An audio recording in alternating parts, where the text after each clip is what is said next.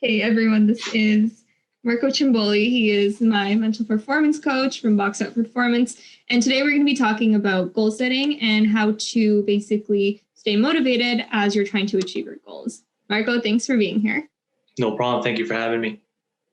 How's your quarantine going so far? You know what? It's been like every other day for me. I've been very fortunate. Well, Boxout alone has been very fortunate to not be effective as much because of the shutdowns, because we are considered essential, so to say, because we're in a location where it is essential. So for us, we've been plugging away, still keeping busy, which, is very fortunate to other people too, because right now I think has been the biggest time that mental wellness and development has been huge. Yeah, for sure. So I'm sure that's a big market for you guys, and you're getting a lot of new customers in for that reason too. Yeah, and people that I was surprised to even hear from, even from a personal setting, because again, everyone goes through a tough time during this COVID-19, which is COVID 2021 now. Success in life, in anything that we do, really depends on who we are as people and what we want. If someone doesn't already know these things, how can they better identify them? I think, like you said, it bang on there is identifying who we are, what we want and why we really want it is so big, because even growing up, a lot of the things have been done where we're really striving to reach for other people's goals, not really our own. Yeah. So it's a lot of what other people impose on us. Exactly, right? Other people's expectations of us, not our own expectations of ourselves. And I think that's the biggest separation from really identifying what we want. So, and that's key. So once we can identify those big three things, I think we need to make that detailed plan, take actions consistently, just to make sure that we're making progress. One thing for me, and I know you heard this a lot, process. Everything's a process, but a lot of people try to rush things. Yeah. But you just got to trust the process at the end of the day, because if you do that, you take action consistently, you'll see results. You'll see. And what can help to better keep that consistency, especially for people who aren't necessarily used to that consistency, and it's hard. It's a little bit harder for them to get into the routine of things. What can they do to make that better?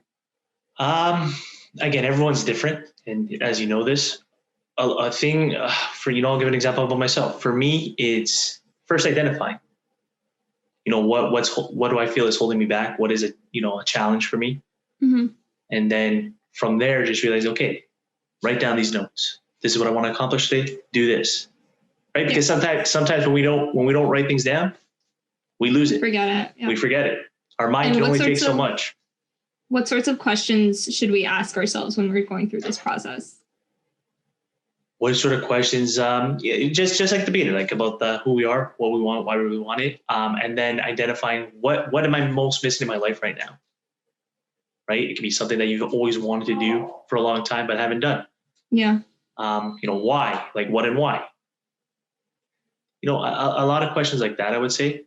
Main thing is, you laughing at me? No, I'm just laughing about how real you have to really get with yourself when you're going through this process. And you really do learn a lot about who you are and, these are the things that I need to focus on moving forward, instead of trying to do 10 things at once. This is what I need to zero in and narrow in on.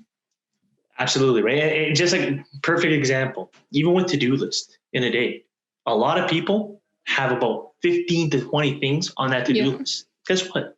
Those are considered goals, because obviously that's something that you want to accomplish. For the day, For the day, obviously. But even at that point, that's still too many, because we're only able to really be able to finish few in number, if that makes sense. Yeah. I know a lot of people that have 15 things on their agenda, maybe even accomplish a majority of them. We'll say even 10 out of the 15. But guess what? A lot of them will be like, it wasn't a successful day. Mm-hmm. And that's already them themselves putting a lot of pressure to complete so many things in a day. Right. So, and it's proven, few in number, more feasible, more sustainable to accomplish. What's the next step after this, after you identify all of these things and ask yourself these questions? So honestly, another thing that we usually do here at Boxout, and might be helpful, is kind of like a reality check and a happiness check kind of sense. Give yourself a score out of 100, we can say on certain aspects of your life. For example, love and romance, work and career, health and fitness, wealth and finance, recreation, lifestyle, spirituality and faith, because we start realizing, okay, where do we rank? How happy / content are we right now? Yeah. And just like anything else, just like the Boxout assessments, once we identify where you're at, we're not going to go keep on working on your strengths. We're going to be working on your opportunities, things that you need to improve on. So just like this aspect, if we have areas that we're lower in, that might not seem important to the outside world, but important to us, those are the things that we got to improve. And that's when we start setting goals for. Yep. And then that's where the SMART goals come into play here. So exactly. What exactly are SMART goals and how do we set them? So SMART goals, it's all about first, the outcome, what it is we want to achieve, then the performance, what we need to do or what needs to be done, the measurable targets to help us reach our outcome, and then the process, the step-by-step guidelines to help us reach our outcome. And then I know everyone's favorite when I say it, the BAG goals. Yeah, big, hairy, audacious goals. There you go. That's a good memory. Here's a start. But yeah, that's what's, best for last, we say. Seems impossible to others externally, but possible to you. And then it falls under the category, under the SMART goals, like you mentioned. Specific, measurable, achievable, realistic, and timely. And why is it so important to set that big, hairy, audacious goal for ourselves? Because that's what kind of, motivates us a little bit more, we'll say. Because if that ginormous goal that we're really striving for is like our ultimate, we'll say, long-term goal. But we need these little goals, short-term goals in a sense, to keep us engaged, to keep us motivated. One thing I notice when I work with a lot of individuals, people typically with lower mental toughness and lower grit, if they have a long-term goal and they don't see any progression, they just give up. Yeah. Things get tough. That uncontrollable adversity. For example, COVID-19. A lot of people had plans. A lot of people had, detailed measures, let's say, to accomplish something. But the brakes were put on hold because of this. But that doesn't necessarily mean that our goal is done with. That just means we have to make modifications, changes to the plan. But at the end of the day, we'll still reach that goal. A perfect analogy that I love. Think about an airplane. A lot of people travel. I know this is a rough time right now. No one really wants to travel right now because of COVID. But just think about when we travel. When a plane takes off for its destination, 99% of the time, it's off course. Weather conditions, clouds, other planes in the areas, right? So it has to change and modify its course to get to its end destination. Yeah, great analogy. Great comparison. Right? So just like life, your brain knows that this needs to be changed. This needs to be done to we'll say exceed something. This is the right way of doing it, even though you don't like it. This is the right way to go this way, right? This route, let's say. But now we get into the decision aspect.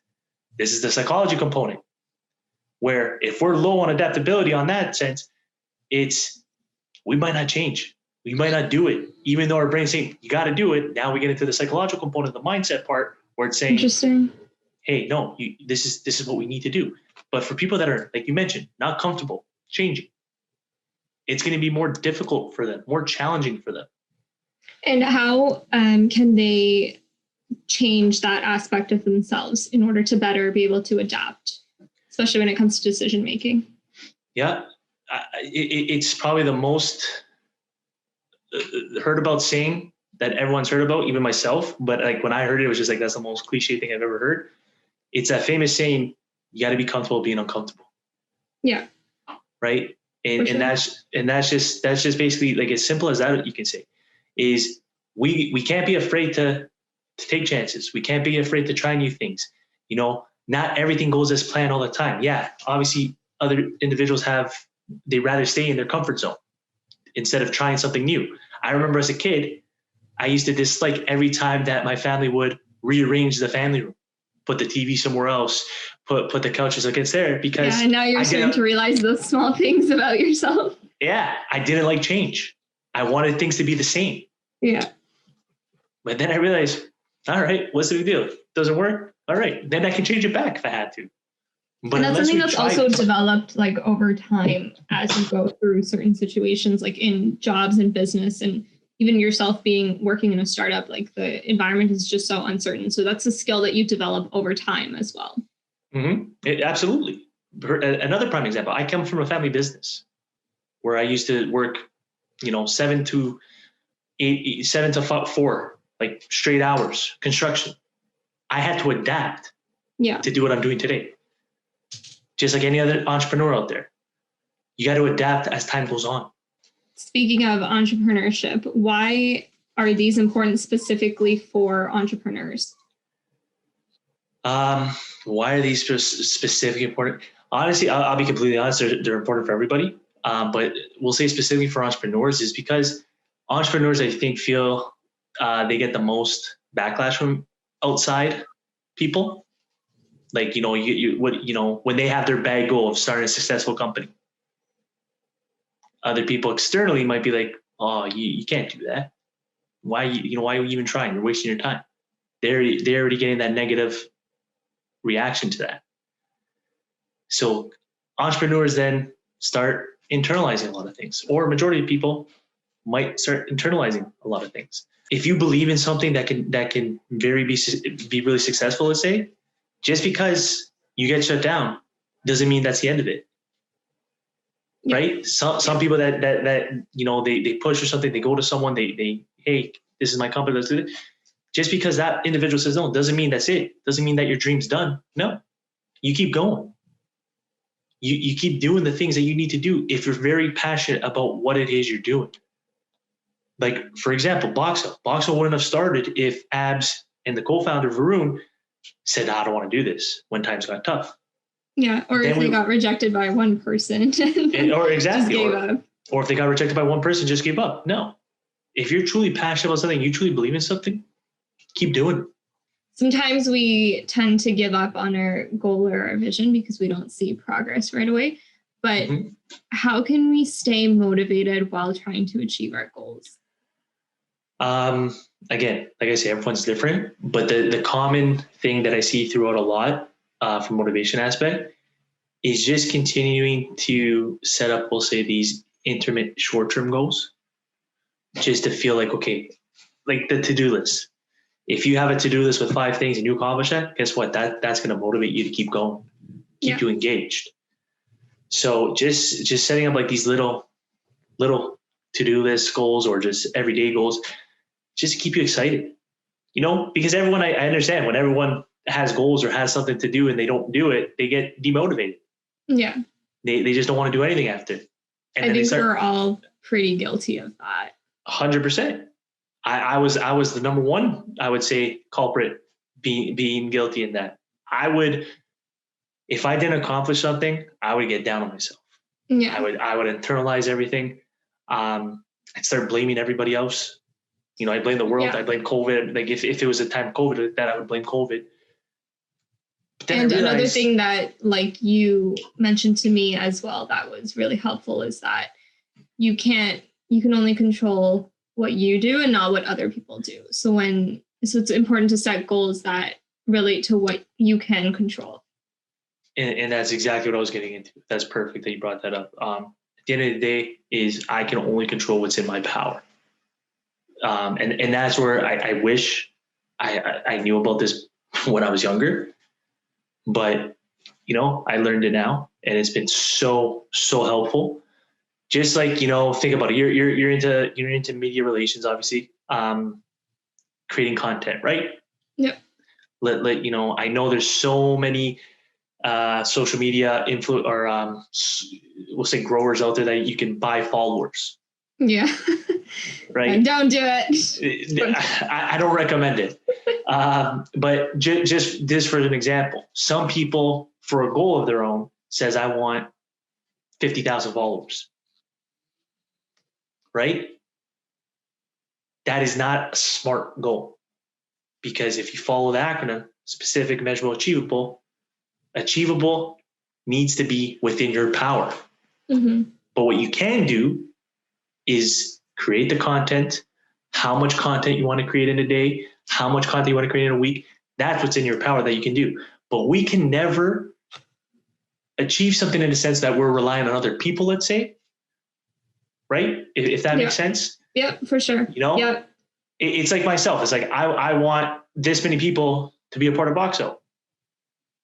That'd be a dream come true. Yeah. But that's not in my power. But what I can do is things like this: content, podcast, educational value. Mm-hmm. Speaking to people, educating people. Exactly. It's within our power to achieve what we need to achieve after. And how can we deal with the fear of failure or not feeling competent enough going through this process? This is not a secret. Everybody makes mistakes.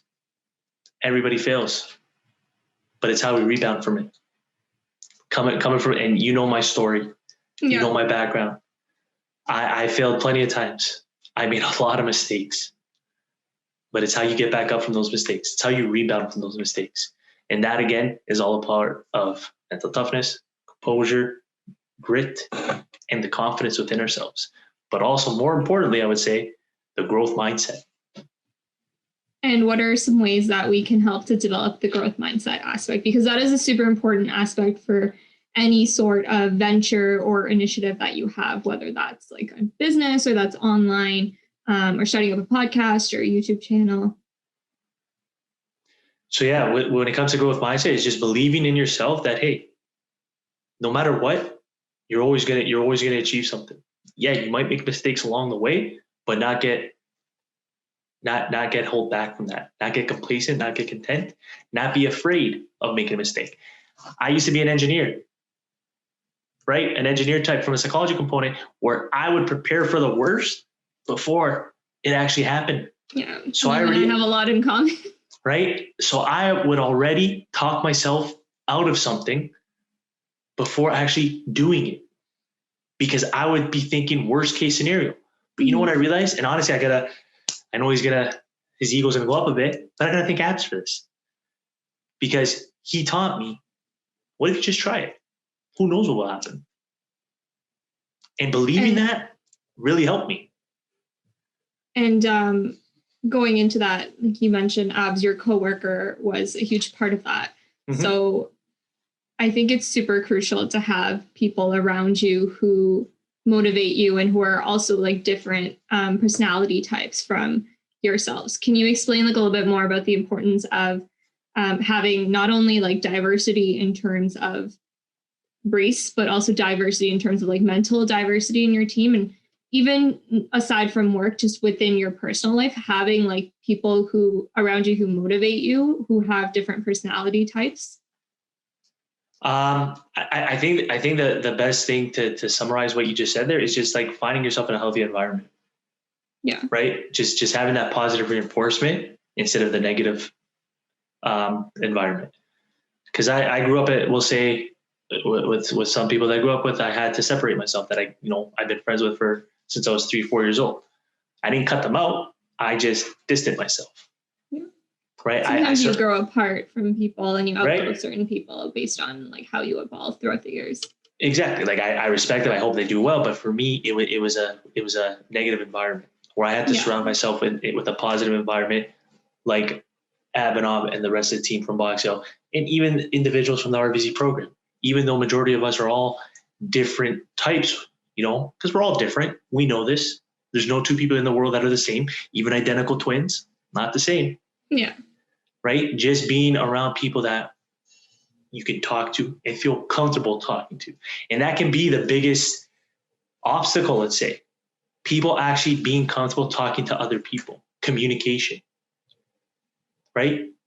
People might just not want to share how they're feeling about a certain thing or, express themselves because, let's face it, people are afraid to be judged. Yeah. But there's no judgment. Sure. That's the preparing for the worst area.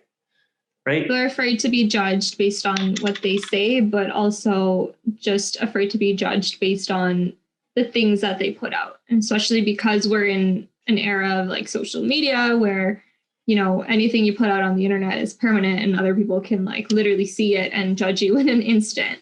I think a lot of people have that sort of fear inside their head as well to be judged by others. And that holds them back from a lot of things and holds them back from being their authentic, true selves. That's what held me back for 15 years of my life, because of that aspect right there. Yeah.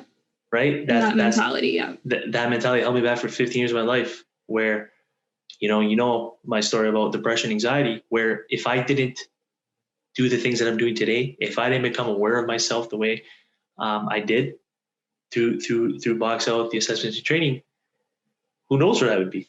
Mm-hmm. Right. Because what I realized was, again, going back to the goals, the very first thing, who we are, like who I am, what I want, and why I really want.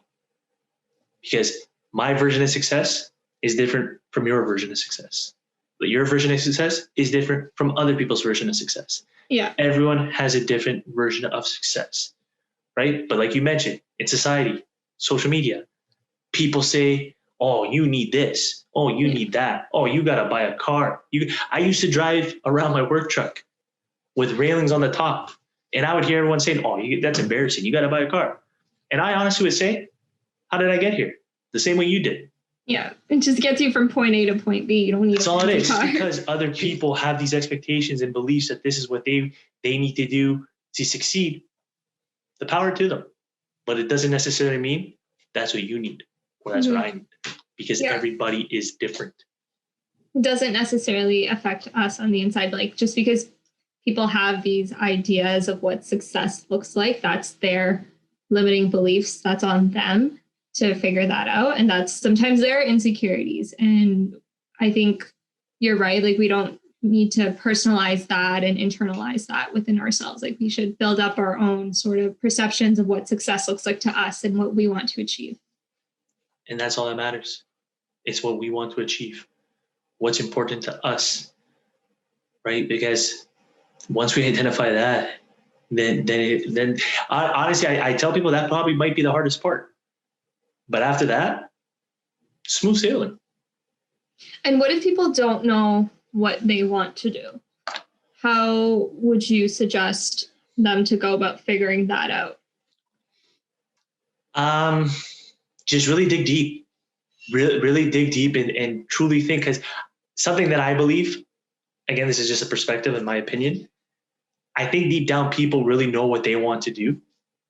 It's just afraid society tells them otherwise. Exactly, right? Like, again, prime example.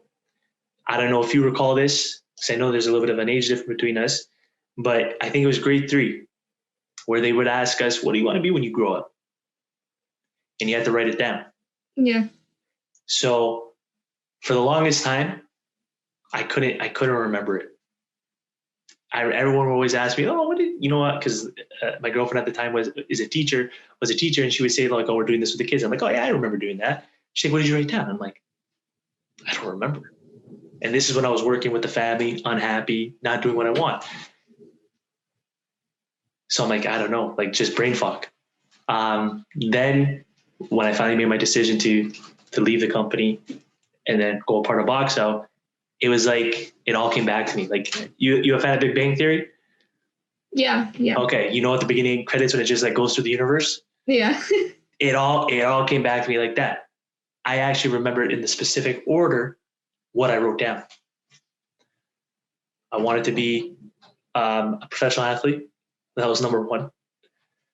And I can say I kind of crossed it off my bucket list. That makes sense why you got into Boxout for that. Right? I can cross it off the list because, you know, I did play ball hockey across Canada and in Europe. Second was a police officer. Third was a firefighter. And then fourth was a coach, whether it was a sports coach, whatever, right? Mm-hmm. But if you think about the police officer, the firefighter, and the coach, it has like a common denominator. Helping people. Exactly. So, you know, people could have known it that early, who knows? But within their lifetime, I think they have an idea, but then they're just, again, afraid of what society is entailing for them. So hasn't come out yet. Mm-hmm. But for me, I kind of knew what I wanted to be, but I thought I had to go in this road. Italian family, you got to get into construction. This is what you got to do. Hard labor. So that's the direction I went in. Yeah. But that wasn't for me. I was so unhappy doing that. Pressures and family pressures. Right. I respect everything that my father started and my family continues to do to grow the business, but that was not for me. Yeah. And I think that's the number one step, is dig deep and truly really think, what is it you want to do? But it all starts with who you are as an individual. Going back to just what we were talking about before in terms of goal setting and motivation, what's one thing that we can do every day to get that much closer to our goals? Not be vague. Be as specific as possible. Just even as simple with little dates. Like dates, so holding yourself accountable to those dates and then going back and checking. Right, constantly write them down. That's another thing. Sorry, that's a big thing too. Write down your goals. Is there a psychological component to writing down something? Well, think about this, right? Our brain can only take in so much information. It takes in so much information per second, right? So as time goes on, we have so much information that we try to memorize.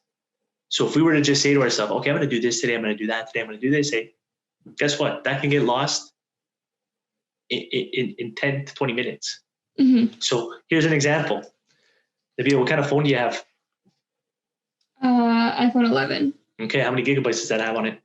64. Okay, and after 64 gigs, when you fill it up, what do you got to do? Delete things. Right? So our brain processes 109 gigabytes per second. 109 gigabytes per second, right? And there's no deleting things. There's no upgrading and getting a new brain. So if we don't write down goals or the important stuff that we need to remember, let's say, even when it comes to like a list, shopping list, right? Some people write it down because they might forget it. Yeah. But just when it comes down to our goals, if we don't write them down, they can get lost very, very easily. Mm-hmm. So that's why it's important to write them down, because then, one, yes, hold you accountable. Two, just a constant reminder that you have something that you want to accomplish. And I wouldn't even say writing them in your phone. Write them down on the old school way, pen and paper. Yeah. So you always have a constant reminder around you, right? Because there's no point of writing your goals and then putting them aside somewhere. That's irrelevant. And forgetting about it. Yeah. Right? Put them on your wall. Put them somewhere that you can constantly see them, because guess what? Those times when you're feeling down, unmotivated, you look up, you get that reminder, you bounce back. Then you keep doing what you got to do to achieve that. But again, not be vague. Be as specific as possible. Like, for example, for myself, I started my thing about working out again. I said by a certain date, this is how much I want to be. Mm-hmm. Now, what do I got to do? Okay, 4 times a week, work out. But again, still that's vague. Work out 30 to 40 minutes. How can we incorporate all of those different elements into our SMART goals, like especially the achievable, realistic part of it? From the goal that I just gave you? Yeah. So let's take that as an example. So for example, the specific goal is how much I want to lose in this certain period of time, right? Mm-hmm. My measurable is going to be quantifying weighing ourselves so I do it where I'm weighing myself every week to keep up with the progress and keep track of everything. The achievable is doing what I'm doing is working out, 30 to 40 minutes a day, 4 times a week, because that's within my power. But if, it can be as simple, I'm not saying go to the gym, because if the gyms are closed, guess what? That's out of my power. Doesn't mean I still can't accomplish what I need to accomplish, because I have my gym in my basement. And do you agree that it's important to start off small and then gradually work your way up? Because I find that for people like me who have issues with being consistent working out, it can be a lot to start doing even 45 minutes to an hour every single day or a few times a week. So for me, what helps me is to start off small and like do it in increments. Absolutely. Because that's your way of keeping you engaged, keeping you motivated. If you were to start off big and you know already that you can't do that, guess what? If you said, I want to work out for an hour and you do 30 minutes is still a good amount of time, but you will feel dissatisfied with yourself. Right. So doing what works for you, yes, absolutely. 20 minutes, 15, 20 minutes. If that's what gets you going, boom. Because then you're going to be engaged. You're going to be happy. And then it's going to allow you to keep going. And then when you're ready, you start increasing it. So it brings that feeling of accomplishment first. Right? It's the accomplishment. It's because we're progressing. We see results. Mm-hmm. Right? Yeah, that's another thing. It's like you visually see it. So it makes you feel like you're actually accomplishing something instead of just like aiming for this like big, hairy, audacious goal and not getting there and feeling discouraged. Absolutely. And this is a part of the grit factor and the mental toughness factor. Yeah. If we don't see progress, guess what? We might just give up. Yeah. Right? They're like, oh man, I didn't really succeed. I didn't do anything. Okay, what's the point? We start talking, we start doing that negative talk to ourselves. And just like anything else is the think and feeling link. If we think negative, we're going to feel negative. But if we think positive, we're going to feel positive. So if we set up these smaller goals for ourselves, that's going to be a positive feeling. But just like, even sometimes like I used to be bad at this. I used to, when I worked out and say I wasn't feeling, or I got overwhelmed with work, right? I had a busy day with work. If I had a plan to work out that day, but I didn't get a chance to it, sometimes I would allow that to be like, all right, my routine's done. Yeah. And then when I say I'd get to it tomorrow, it won't be for another week. I think we're all pretty guilty of it. But not all, because people with higher mental toughness get back to it right away. Yeah. And that's the thing. And that's what I learned is like, yeah, okay, I didn't do it today, but I can definitely do it tomorrow. Mm-hmm. It's just I gotta do it tomorrow. Because even if you fall back for one day, like you can always get up and go back and continue doing it the next day, but just make sure you stay consistent with it. Exactly. But typically what happens and I was someone with low mental toughness, that one day that I'll do it tomorrow turned into the next day was, okay, no, I'll just do it tomorrow. And then it's the weekend, I'll just start fresh Monday. Yeah. Right? It was just an ongoing thing. Another thing I think we're also guilty of doing sometimes too is feeling like we need to have certain things in order to achieve certain things. So like, okay, I'll start up a podcast once I have a good computer, a good camera, a good microphone, a good filming space, and then I'll start up my podcast. But I think a lot of times, like, we just need to start. And I think what also holds us back a lot is not feeling ready. And just going based off of that too, like your self-image is super important. If you see yourself as somebody who works out and goes to the gym every single day, that will help you to change yourself in the present moment and motivate you to become that person. It just makes you more confident in yourself, right? And the more confident you are within yourself, the more you'll continue the process because it's that feeling good mentality, right? Because everything's going great, we're going to continue to do things. And that's it's a big thing, right? I get it. We got to find those aspects that motivates us. But like you said, you know your ways of motivating yourself, doing the short-term kind of goals for that. Yeah. Everybody has a different way of doing it. Because I know, you're someone who's very self-aware of herself, I would say now more than before. Mm-hmm, for sure, yeah. Right? So it's the same thing with me. I'm more aware of myself now than I was before. And I think we just have to go through sometimes certain experiences in our lives that make us realize that we have to push ourselves to become more self-aware and to dig a little bit deeper and figure these things out. And I think until you don't really do this work where you're asking yourself why you want to do something and who you are, it's very, very hard to achieve what you want to do in life, in any aspect of your life. set uncomfortableness, right? So, you know, people feel uncomfortable, even just like with that, just identifying and finding out who they are can make them feel uncomfortable. Yeah. But like that famous saying, right? You gotta feel comfortable. You gotta be comfortable being uncomfortable, because that's gonna go a long way. One thing I always say is like, it's no secret. Nothing ever goes as much as we plan it to go. There's no such thing as perfect. There's no such thing. You know, we might want, like, this is an idea we have, but I can almost guarantee you it might not go as precise as you want it. We were always making changes. Like example for this is, you know, we changed the time, we can say. That's a little change. Just because we had a set schedule, a little modification like that is a change. But for some, that can be a lot, right? In life, not everything's going to go the way we plan it, but that doesn't mean that it still can't be reached or accomplished. Just got to make those little modifications. And sometimes I feel like things actually throw you off the course of where you're going, so that you can learn certain lessons from that as well. And even within the context of this, you know, learn to build on certain skills by going through those situations. Yep. Like that. Yeah, that's it. That's a good way of looking at it. Like I say, like I look at it like when I make mistakes, I learn from them. Right? People have that tendency of being afraid to make mistakes, but I look at mistakes. Yeah, if I made a mistake, okay, this is what I did. Now let's improve.